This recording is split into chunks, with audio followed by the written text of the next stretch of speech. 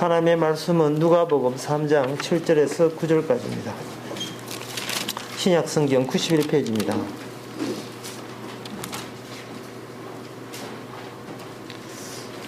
유한이 세례받으러 나오는 무리에게 이르되 독사의 자식들아 누가 너희를 가르쳐 장차 올 진노를 피하라 하더냐. 그러므로 회개에 합당한 열매를 맺고 속으로 아브라함이 우리 조상이라 말하지 말라. 내가 너희에게 이르노니 하나님이 능히 이 돌들로도 아브라함 자손이 되게 하시리라. 이미 도끼가 나무 뿌리에 놓였으니 좋은 열매를 맺지 아니하는 나무마다 찍혀 불에 던지우니라. 아멘. 이렇게 방금 우리가 보았던 이 본문, 이렇게 이야기하는 그 사람은 도대체 누구냐? 만약에 제가 이 방금 보았던 이 말씀을 오늘날 이 현대인들에게 제가 이야기할 때 그 현대인들이 뭐라고 하냐 하면은 너는 뭐냐? 너는 뭐냐? 네가 뭐길래 감히 남을 힐난하느냐? 니는 그냥 똑같은 인간인데 니는 왜 자꾸 너를 저 사실을 내 특별한 인간으로 간주하고 우리는 너보다 하급된 질적으로 쭉 떨어진 수준 낮은 인간으로 그렇게 함부로 그 인간의 존엄성을 못 오게 되느냐, 아마 이렇게 시비 걸고 나올 수 있을 겁니다. 그래서 오늘 목사님들이 설교를 성경대로 성경도 모를 뿐더러 성경대로 안다 할지라도 복음대로 교인들에게 전할 수가 없어요. 니는 뭐지? 니는 우리 돈 안 주면 니도 굶어 죽는 인간이다. 니는 뭐, 넌 뭐야? 이래 나온다는 말이죠. 그럼 만약에 교인들에게 말하기를 목사가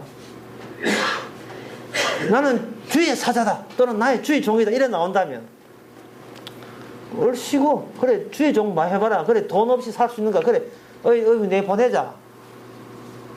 그냥 그래 네 혼자 주의 종해. 너가 식구끼리 너가 마음먹기 주의 종 잘해봐라 하고 소꿉놀이 잘해봐라 하고 내 쫓아버릴 때 요새는 주의 종을 안 먹히는 그런 시대거든요. 악한 시대가 되어서 복음에 옛날에는 복음을 싫어했는데 요새는 복음에 관심도 없는 세대였기 때문에 더 무서운 이야기 아닙니까? 그 남녀 간에 있어서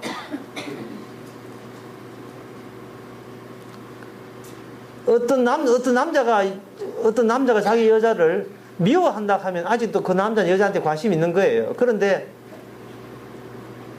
전화해가지고 오빠 어떻게 지내? 하는 게 누구시지요?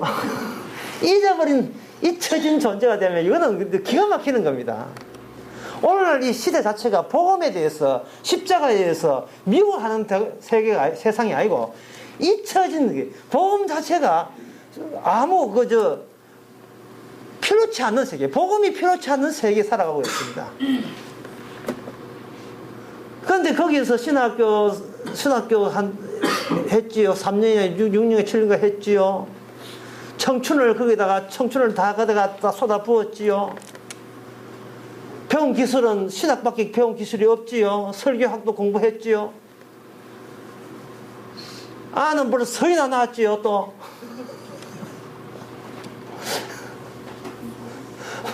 마누라는 목사나 뭐 일한다 하면 아프지요. 뭐 했다 하면 뭐 인형 눈 붙이면 아파. 할 수 없이 고객이 왕이지. 고객이 왕이죠. 그저 원하는 대로 해줘야지요. 뭐 복음 같은 소리예요. 복음을 왜 전합니까? 지금 굶어 죽으려고. 그래서 방금 읽었던 그것이 상당히 오늘 본문 신나는 이야기거든요. 주의적 입장에서 다시 한번 늦게 오신 분을 해서 다시 한번 읽겠습니다. 다시 늦게 오신 분 때문에 우린 자꾸 되새기게 돼요. 아주 은혜롭게. 독사의 자식들아, 뭐 쉽게 줄이면 독사의 자식들아, 장차 올 진노를 피하라고 누가 너에게 미리 힌트를 주었더냐? 너희들이 뭐 아브라함 자손이라고 회개에 합당을 맺지 아니하면 너희들은 아브라함 자손이 될 수 없다. 너희들이 될 것 같으면 이 돌멩이라도 아브라함 자손 되게 한다. 그러니 이미 도끼가 나무불에 놓였으니 네가 회개하지 않으면 너는 불에 태운다. 라는 얼마나 이건 상큼하고 신바람 나는 이야기입니까? 소위 주의종 입장에서 누가 뭐 줘야지요 이거. 고마해라 말 묻다 이된다 이 말이죠. 그런 이야기 많이 듣는 말이죠. 그래 결국 이건 제가 처음에 이야기했듯이 이런 이야기 할 때 상당히 협박으로 들리고 공갈로 들리지만 결국은 그들이 하는 말이 그렇게 이야기하는 너는 누구야? 너 도대체 니는 나랑 똑같은 인간인데 니는 뭐 그래 별나갖고 우리한테 함부로 이렇게 협박성 공갈성 이런 이 발언을 함부로 이 시대에 하느냐라고 한다면 오늘 목사들은 깽하고 꼬리 내리고 앞으로는 이런 소리 안 하겠습니다 하고 거기 푹 수인다 이 말이죠. 그렇다면 세례교원에서는 이렇게 이야기를 이러한 뭐 저주라든지 진노 도끼 들고 도끼 뿌리 잘라낸다 하나님의 진노가 덮친다 네가 예수 믿는다고 그거는 그런 구라가 아니야 그런 거짓말해서 그건 사기야 라는 그 말을 한번 퍽퍽퍽 말을 해댈 수 있으려면 세례요한은 뭐가 되느냐 하면 그냥 요한이 아닙니다. 세례요한이에요. 세례요한. 이 세례라는 의미가 중요한 겁니다. 세례라는 것이 뭐냐 하면은 사람들이 교회 나오는 것은 자기 구원에 관심에서 구원받기 위해서 교회 나오잖아요. 그런데 세례라는 것이 들이대어 버리면 인간이 구원받겠다는 것 자체도 이거는 탐욕이 되고 죄가 된다는 것이 드러나는 겁니다. 죄가 드러나요. 회개하라 그 다음에 구원받아라 하면 사람들은 자기 구원에 급급하기 때문에 회개하고 반성하는데 낫습니다. 그런데 그런 회개 그런 반성 전혀 자기 구원되는데 도움 안 됩니다. 세례 요한의 이 세례의 의미를 알아야 돼요. 그냥 세례 요한에서 요한만 생각하면 안 되고 이 사람은 세례 요한은 세례를 베풀기 위해서 오신 특별한 사람입니다. 세례를 베풀러 왔기 때문에 사람들이 듣기 좋든 안 듣기 싫어하든 그거는 그 신경도 안 쓰고 자기 할 말을 퍽퍽 그냥 해대는 거예요. 나나 이게 세례의 시작이다 이 말이죠. 요한복음 그 3장 그 27절에 보면 이런 말씀 나옵니다. 요한이 대답하여 그러되 만일 하늘에서 주신 바 아니하면 사람이 아무것도 받을 수 없느니라. 어떤 분이 이런 질문을 했어요. 요한복음 3장 6절에 보면 아주 3장 5절에 보면 상당히 유명한 말이 나오는데 사람은 물과 성료로 거듭나지 아니하면 하나님 나라를 볼 수가 없다. 이런 이야기 했는데 거기서 사람들은 어떤 사람 질문하기를 성령이라는 성령 세례는 잘 알겠는데 뭐 알기는 뭘 알겠어요. 잘 알겠는데 물과 성령 세례를 할 때 성령 세례로 거듭나면 될 문제를 왜 거기다가 물을 추가해서 물과 성령으로 그 성령으로 거듭나게 했습니까? 그 물의 의미가 뭡니까? 라고 질문했습니다. 질문 예리하지요?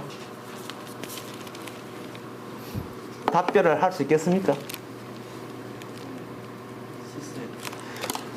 성령이 최우적이라면 마지막 것으로도 충분한데 왜 성령으로 거듭나지 않으면 우리가 육으로 난 건 육이요 영으로 난 영이니까 성령으로 거듭나다라는 말만 해도 충분한데 왜 의도적으로 주님께서는 물과 성령으로 왜 물을 왜 집어넣는 이유가 뭐냐고 물은 거예요. 답변을 할 수가 없죠. 답변할 수 없어요. 알아야 답변하지.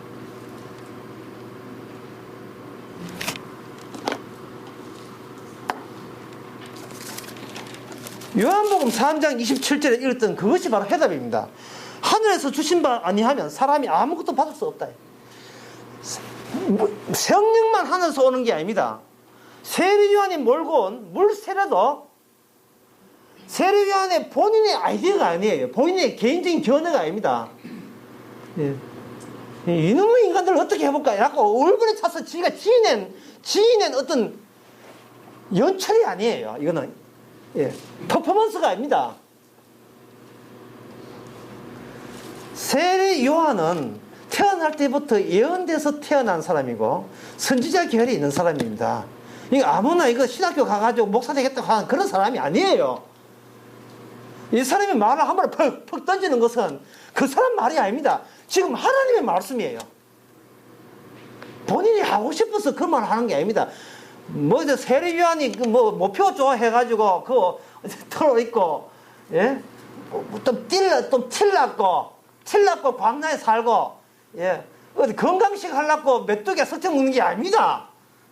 그 하나하나가 이 악하고 어두운 세계를 예포하는 선지자적인 기능을 하고 벌리고 있는 겁니다. 기능을.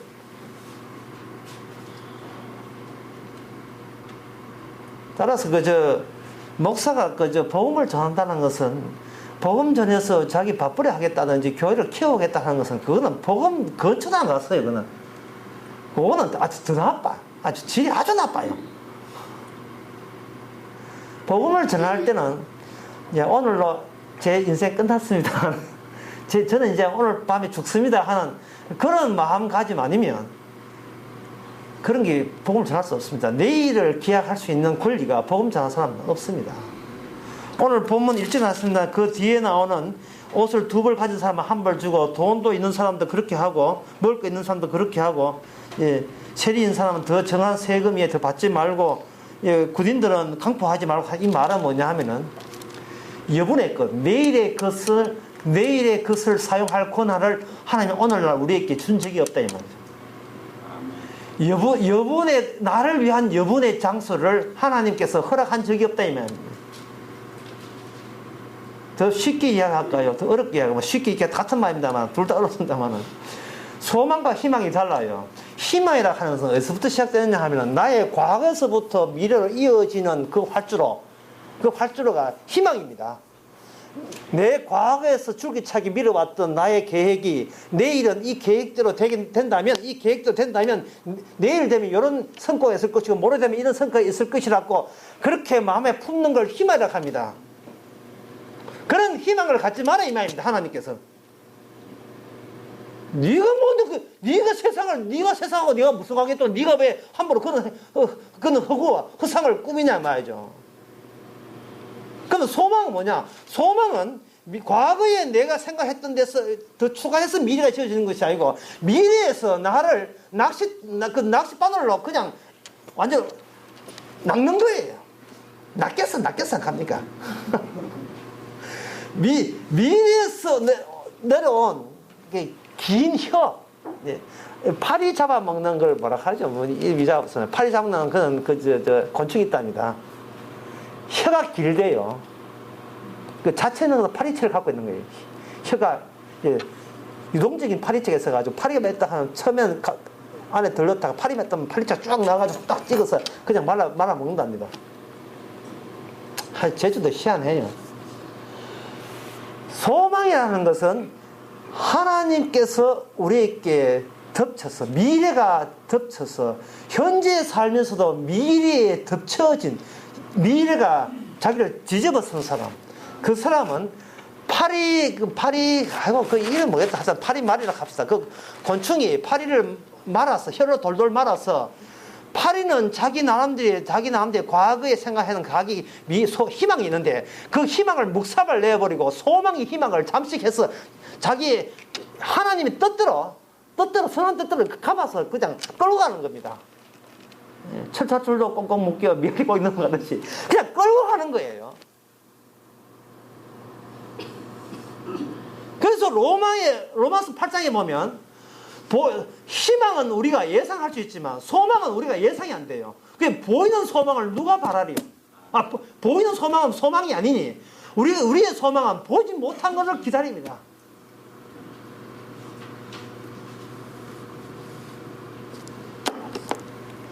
사람마다 희망 없는 사람은 없어요. 사람마다 희망이 없는 사람 없습니다. 바뀌었던가 좀 빵이를 비슷한 사람이 있어요. 극작가. 그 사람이 지었던 연극에 고도를 기다리며 가는 연극이 있습니다. 그 연극 때문에 세계 노벨 모상 받은 사람인데 그거는 고도라는 사람이 안 와요. 안 오지만 기다리는 거예요. 결국 사람이라 하는 것은 희망 때문에 존재할 의미가 있고, 만약 희망이 어느 없어지면 사람은 자살합니다. 자식을 왜 키웁니까? 기대를 하기 때문에. 사람이 죽어도, 굶어 죽어도 안 죽는 이유가 뭡니까? 내일에 무슨 더 좋은 일이 생길 것 같았어. 예. 뭔가 생길 것 같았어.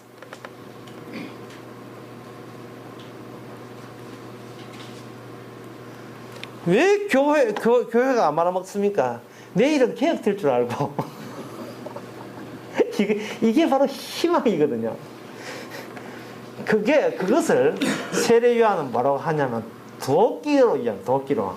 과거서부터 차올라오는 그 과거의 뿌리를 잘라버려라, 이래요. 왜 사람들은 하나님의 뜻을 모르냐 하면은, 그놈의 과거 때문에, 예, 그놈의 과거 때문에. 왜 남자들이 직장 마치고 술집에 가가, 예, 포장마차, 예, 들어가지고 집에 안 들어가서 술도 홀짝홀짝 뭐 참이슬을 묵다가 쥐를 묵다가 왜 그렇게 하느냐 이 말이죠. 그 담배기 가득한 데서 삼겹살 쥐를 안 놓은 삼겹살 꾹 마으면서 왜 그런지 아느냐. 그놈의 과거 때문에, 과거 기억 때문에. 술 먹다가 엎어져 또 울고 또 주사를 벌리고 여자들은 걸어가다가 객퇴하고, 집에 데려줄까 하면 오빠 못 믿나 해서 또 못 믿다 하고 또 이게 전부 다 왜 사람들이 사는 게 이렇게 힘들고 어려웠냐 하면은 그놈의 과거 때문에. 이게 과거, 이 과거가 머리에 남아가지고 사라지지를 않네요. 그게 나무 뿌리 같아. 예. 뿌리 없는 줄기 없고 뿌리 없는 이파리가 없고 뿌리 없는 열매가 없듯이, 사람은 자기 나름대로의 열매, 자기 좋아하는 열매죠. 뭐 하나님 영광 되겠습니까? 자기 영광이 열매죠. 그런 것을 생각하면서 과거로부터 과거의 모든 실패와 그런 것을 낙담을 극복하면서 하면 된다, 의지의 한국인 이거 해가지고 희망을 갖는데, 그 희망을 우리 주님은 세례요한한테 도끼 오른손에 도끼 쥐게 해가지고 근질근질하게 발목에다 도끼 딱 대면서, 네 회개할래 안 할래? 네 희망 접을래 안 접을래? 하고 안 접으면 내가 접어줄게. 도끼로 찍어버린 게. 이 도끼로 이마 깔아가야 도끼로 발목 깔아가야 되는 겁니다. 도끼로 발목을 까일 때에 그때 번개같이 치는 말이 뭐냐 하면은, 구원은 하나님의 은혜로 된다는 거예요. 천국 가는 것은 하나님의 은혜로 되는 거예요. 하나님의 은혜를 받은 자만이 이미 구원받았고, 그리고 구원을 알고, 그리고 그동안 내 희망에 가리워졌던 하나님의 소망이 비로소 내 뿌리가 도끼에 잘린 순간, 그건 우리 자신이죠. 우리 자신 자체가 도끼에 착살하는 순간, 우리는 비로소 내 욕심에 가리웠던 주님의 나에 대한 소망이 보이는 겁니다. 아멘. 예. 이거였구나. 예. 그래서 내 희망과 하나님의 소망이 그래서 틀어지는구나. 자꾸만 틀어지니까 하나님께 왜 인생 실패하게 만드냐고 얼마나 원망해야 됐습니까? 하나님께. 예?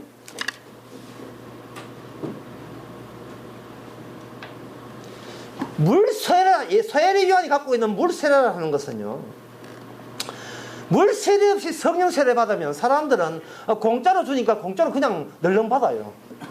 근데 물세례를 통해서 성령 세례가 오게 되면 바로 이 도끼로 이마 깔아가, 도끼로 발목 깔아가, 그런 경로를 밟으면서 그 위에 성령이 오게 되었어요. 그러면 그 세례요한의 물세례를 제 의미를 제대로 아시는 분이 누구냐 하면 바로 세례한테 제대로 물세례 받은 분이 누구냐 하면 바로 예수님이십니다. 그 예수님의 물세례가 결국은 예수님을 십자가 죽게 만들었어요. 예수님이 물세례 받은 예수님이 십자가에 죽었다는 말은 결국 우리가 바로 물세례 받은 자만이 주님의 십자가의 길을 따라가게 되고, 비로소 우리는 십자가의 의미를 세례안의 물세례 의미에서, 다른 말하면 도끼로 발목 가물가라. 도끼로 발목이 까인 나의 과거가 까인 사람에게만 십자가가 바로 예수님이 내 대신 까인 발목인 것을 안다는 말이죠. 내가 나의 희망과 내 과거를 고소하는 한 주님께서는 그 십자가 피가 우리한테는 무용지물이에요. 그냥 주시는 은혜가 무용지물입니다. 그래서 그 물세례 받은 예수님을 통해서 성령 세례가 오죠. 그래서 우리는 알죠. 물세례와 성령 세례는 바로 예수님의 일대기 전체를 다 이야기한다는 거죠. 처음부터 십자가 지려고 설친 것이 아니고 세례요한테 가가지고 세례요한한테 물세례 받음으로 세례요한이 갖고 있던 구약에 있는 모든 총정리된 것, 예? 수능 앞에 두고 논술을 총정리하잖아요. 학원에 총정리하잖아요. 구약의 모든 선지지 내려오는 모든 말씀의 총정리는 바로 세례요한이 다 수용하고 있는 겁니다. 세례요한이 갖고 있는 그 의미를, 구약의 모든 의미를 예수님이 합류해서 세례요한한테 이야기를 이래서 우리가 하나님의 의를 이루는 것이 낫다. 이렇게 해서 세례받고, 세례받으신 그분이 십자가에 죽으신데 그걸 불세례라고 합니다. 하나님의 심판세례, 저주의 세례를 받으시고 그 저주의 세례 받으신 그 저주 받은 그분의 세례가 성령 주는 것을 가지고 성령 세례를 한다. 그러니까 은혜라 하는 것은 우리가 소유용이 아닙니다. 항상 까이는 용이죠. 까이는 용. 아주 제 본문 들어가지는 않습니다만 본문 들어간 게 오늘 힘들어서 먼저 서론 하나 더 이야기하고 본문 들어가겠습니다. 지난 금요일 날 울산에 공부하러 가는데 제장님께서 운전해 주셔가지고 4분 가지고 가는데 이은주 의사한테 전화가 왔었어요.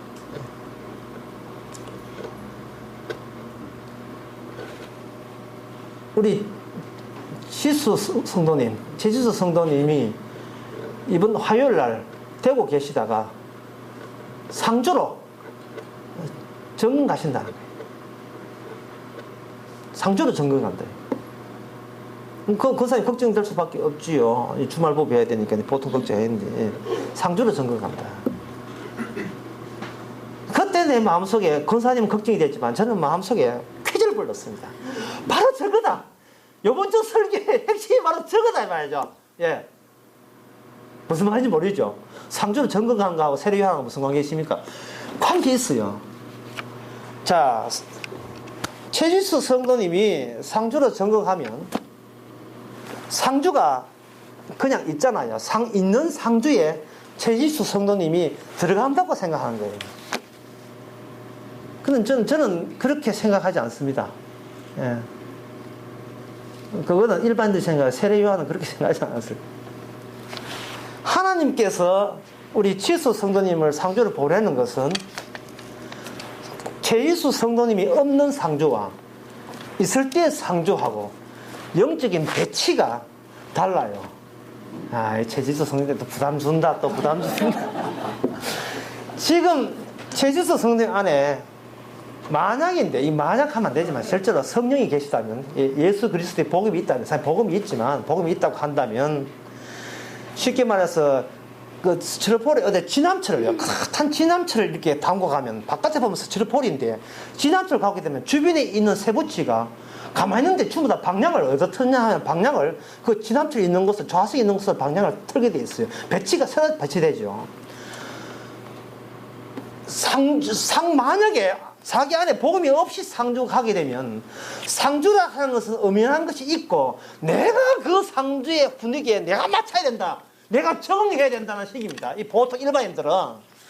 그런데 하나님께서 성도를 상주에 보내는 것은 상주의 모든 그 분위기, 상주의 꽃감부터 시작해서 모든 꽃감, 모든 사과, 모든 분위기가 이제는 새로운 복음이 떴다. 하나님께서 일을 하는 그 중심지, 그 예수 그리스도를 품고 있는, 그 진압자를 품고 있는 사람이 떴을 때 상주의 영적 배치가 새롭게 배치가 되는 겁니다. 누가 중심이냐, 누가 원플러스냐, 누가 세상의 배꼽이냐. 그거는 복음을 가진 성도가 그 시대의 중심이 되는 거예요. 세례요한이 되는 겁니다. 예수 그리스도의 몸이 되고 지체가 되는 거예요.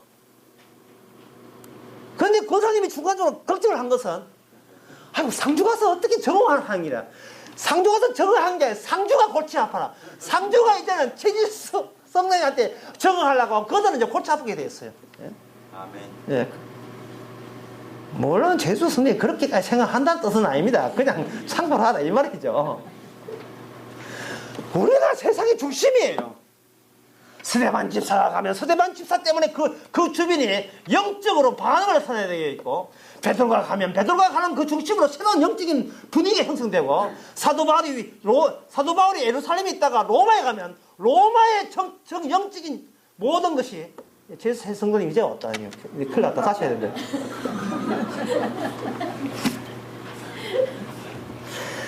사도 바울이 로마에 가면 로마의 모든 그 숨어있던 것, 그 인간의 그 주체 뒤에 숨어있던 모든 영적인 인식들이 이제는 복음에 대해서 어떻게 생각하나 새로운 분위기에 들어가는 거예요. 그런데 우리는 어떻게 살고 있습니까? 내가 그들 분위기에 쏘리 아부 못해가지고 환장했잖아요. 예? 그들은 강하고 나는 약하니까 약한 게 강한테 기죽어야지 라는 식으로 그냥 그들에게 대충 계기가 돈만 빼내는 거, 그것만 생각한다. 그 생존 차원만 생각하잖아요. 그러나 성도 안에는 성도의 생존보다 살고 죽는 것보다 더 귀한 것이 거기에 들어있습니다. 그게 바로 복음의 비밀이에요. 지금 오늘 이제 본문 더한 구조는 이렇습니다. 제가 오늘 본문 어렵기 때문에 그냥 구조로 그냥 설명해 드릴게요. 세례요한이 하는 말이, 세례를 받고자 하는 사람이 올 때 세례요한 하는 말이 감사합니다 오셨군요 이래 해야겠는데 오히려 벌컥 화를 냅니다. 뭐라고 되어 있느냐 하면은, 세례 받으러 나오는 무리에게 이르되 독사의 자식들아 누가 너희를 가르쳐 장차 올 진노를 피하라 하더냐 라고 하는 거예요. 이게 도대체 뜻이 통하지는 않습니다.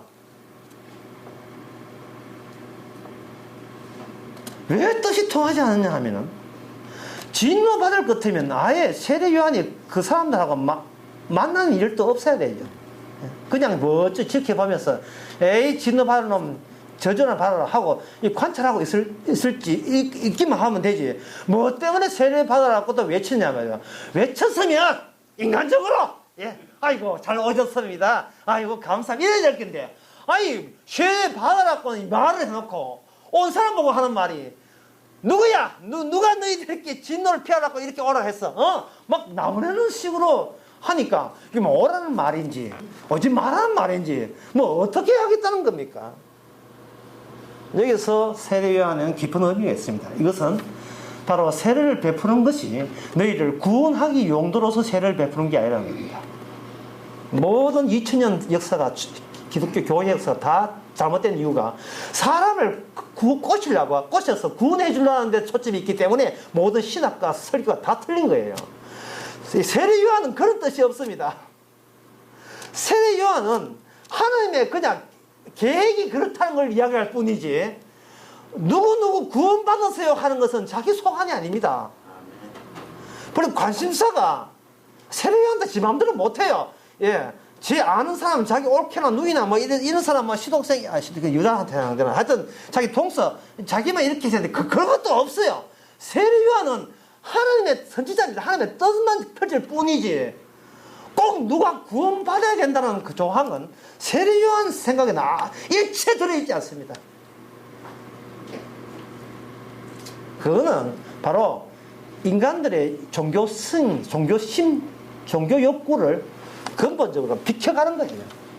사람의 종교심으로 구원받겠다 하는 것도 제가 아까 이야기한 사람의 소망에 해당되는 것이 아니고 그 사람의 희망에 해당되는 사적인 이기적인 희망이 되는 겁니다. 희망과 소망은 이 노선이 달라져야 되는 겁니다. 그리고 희망은 도끼가 나무 뿌리에 때려져야 돼요.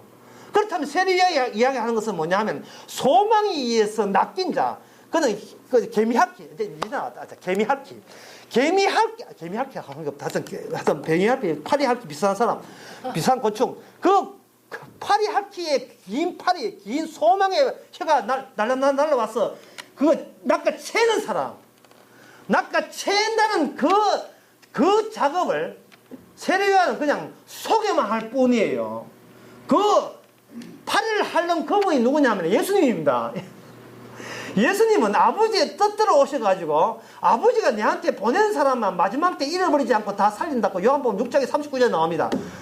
그러니까 예수님도 마찬가지고 세례요한도 마찬가지고 손든 사람 구원해줄게 라는 그런 법칙은 없어요. 그걸 한마디로 말해서 제가 아까 이야기했습니다. 사람이 구원받는다는 것은 은혜다. 하나님의 은혜지. 저희가 구원받고 싶어 환장해서 구원받는 사람이 이 세상에는, 그러니까 구원된 사람 될 수 있는 사람이 이 세상에 한 명도 없습니다. 그냥 하나님의 은혜가 덮쳐서 구원받는 거예요. 소망이 와서 덮치기 때문에 당신이 지금 구원받으라는 희망이야 소망이야 확실해 해 하는 그 문장이 뭐냐 하면은 누구야? 당신 보고 여기 오라고 누가 이야기했어? 이 저주받을 인간들 라는 말을 하는 겁니다. 그럴 때 구원받을 한 교회 오니까 기분 되게 나쁘네. 나 갈란다 하면 세례가 보겠습니까? 가세요. 예. 아이고 천국 가지도 못할 인간이 큰일 날 뻔했다. 세례받을 뻔했다 하고 가시라고 하는 가시라고. 그러니까 유은 집사님 이야기에 전도가 뭐냐 하는데 그래서 그 천국 갈 사람들 가시라는 게 전도라고. 예, 집에 그냥 가세요. 집에 그냥 가세요.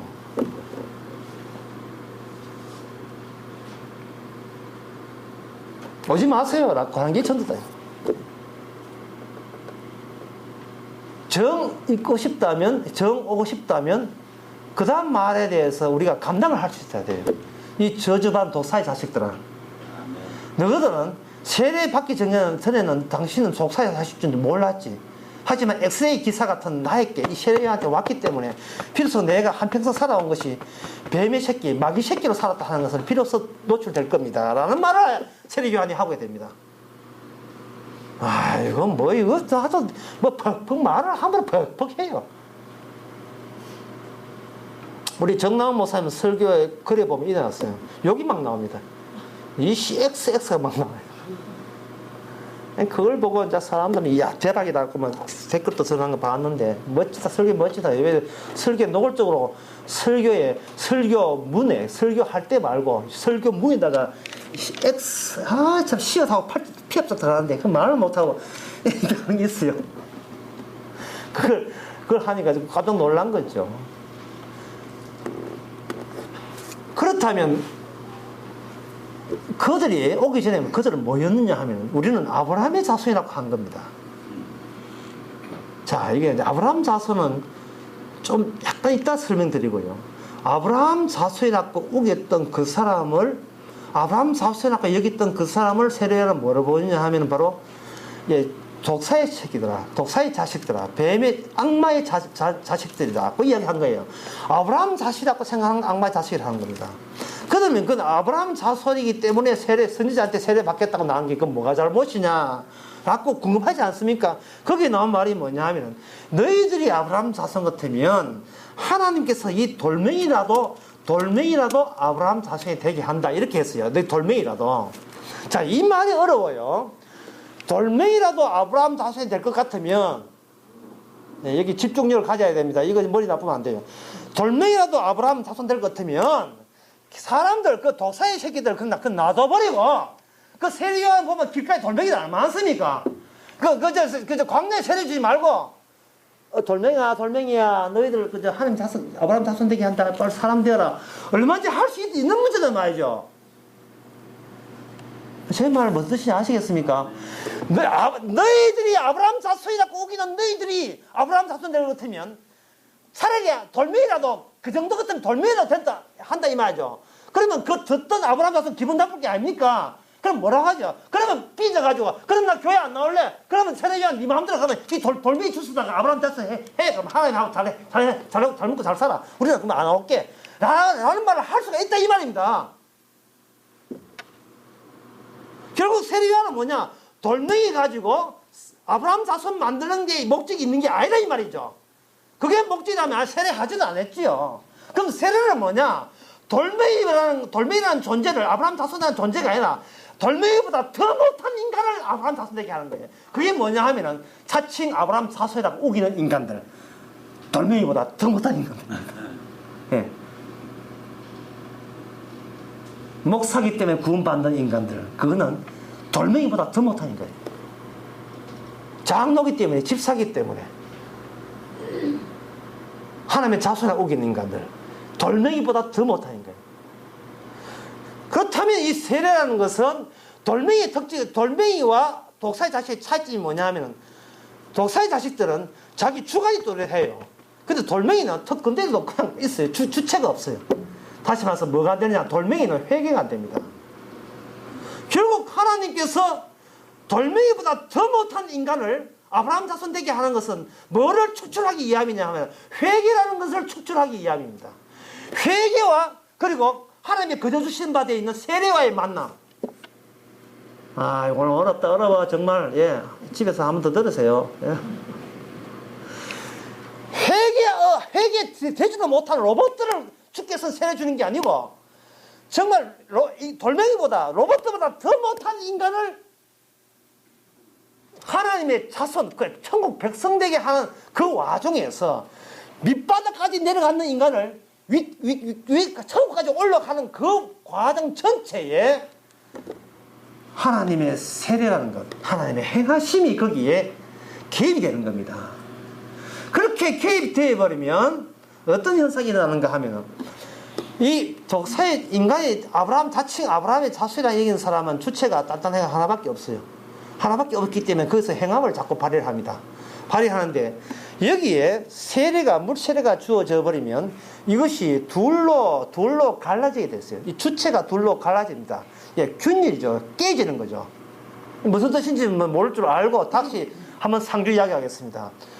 최지수 성도님이 상주에서 정응갑니다. 그러면 상주로 정응갑니다. 상주로 정응할 때 최지수 성도님이 대구 근무하시다가 성도할 때 겁이 덜 흥하죠. 예. 상주가 어떤 동네인지, 나라는 인간이 거기 잘 적응을 할지, 거기서 상급자한테 이쁨 받을지, 거기서 성과 좋아가지고 또 딴 데 성질이 될지, 여러 가지 복잡한 하나님께서 왜 거기 보였는지 복잡할 게 아니겠습니까? 지금 저 뒤에서 듣고 있지만 복잡하게 할 거다 말이죠. 근데 복잡한다는 것은 이게 뭐 주체가 나는 지금까지 나의 과거로서 대구에서 잘 살아왔던 주체가 하나잖아요. 주체가 하나인데 주님께서 상주를 보내면서 이 주체에서 여기서 무슨 갈등이 일어나지요. 갈등이 일어나는데, 그래 대구에서 잘했는데 상주에서 잘하지 라고 한다면 그 주체가 안 갈라지고 그냥 그저 상주라는 구조에 적응하는 셈이 되는 겁니다. 그런데 제주스 성도님 안에 복음이 있다면 상주 자체를 복음화시키기 위해서, 야, 이 거창하다, 이 보통. 예.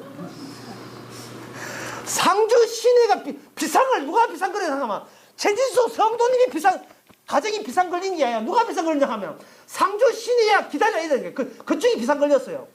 이쪽이 지담철 하나님의 좌석을 돌고 복음의 좌석을 돌고 하니까 그쪽은 새로운 영적 구조가 달라지는 거예요. 그렇게 되려면 제주도 성도님의 주체가 옛날에는 자기 중심으로 살다가 이제는 복음 때문에 내가 움직이는 한 주체가 둘로 갈라져야 되겠죠. 둘로 갈라지는가. 둘로 갈라지기 위해서는 도끼와 나무 뿌리에 놓인다. 이 말은 옛날 그냥 내 사는 대로 그냥 조용하게 편한 대로 사는 대로 내 몸만 살면 돼 라고 생각했던 그 주체는 물속에 빠져서 죽어야 되는 겁니다. 물속에 빠져 죽어야 돼요. 이래 살면 나 아브라함 자손이고 이래 살면 심지어 독사의 자식이겠어 라고 했던 그게 나중에 보니까 환경에 적응하고 생존 차원에서 사는 사람들 전부 다 독사의 자식이었습니다. 주체가 분열되면서 주체가 하나가 두 개 되죠. 두 개이기 때문에 하나 죽어도 괜찮죠. 희망으로 다져진 주체는 죽고 소망으로 삼식당하는 주체는 영원히 주님의 같이 물세를 받는 주님과 함께 영원한 새로운 주체로서 거듭나게 되고, 그게 바로 물세례와 연결되어 있는 성령 세례와 같은 한 노선에 포함되어 있는 겁니다.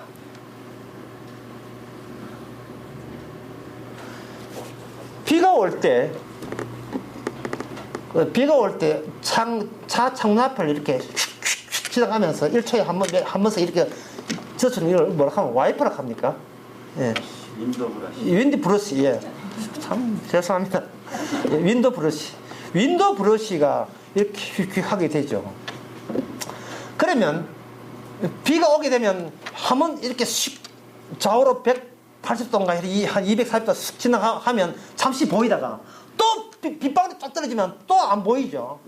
우리 개체를 하는 것은, 우리 인간 하나는요, 그런 물방울 같아 해가지고 주님의 복음을 날마다 가래요. 이 교회 왔다가 또 문 열고 나가면 주여 왜 뭐 먹고 살까요? 맨날 뭐 먹고 사는 것 때문에, 예, 왜 뭐 먹고 살까요? 그래도 교회 다녔으니까 아브라함 자손 맞죠? 이렇게 하면서 실은 독사의 자식이면서 일을 찾고 있으니까 주님께서 날마다 회개를 통해서 윈도우 브러쉬를 통해서 좀 내 이 복음을 좀 네 생존으로 좀 가리지 말라고 휙휙 240도 휙휙 그 해주는 거예요. 네 희망 때문에 내 소망이 다 가려버린 거예요. 주님의 소망이 우리 사적인 희망 때문에 다 가려져 있는 겁니다.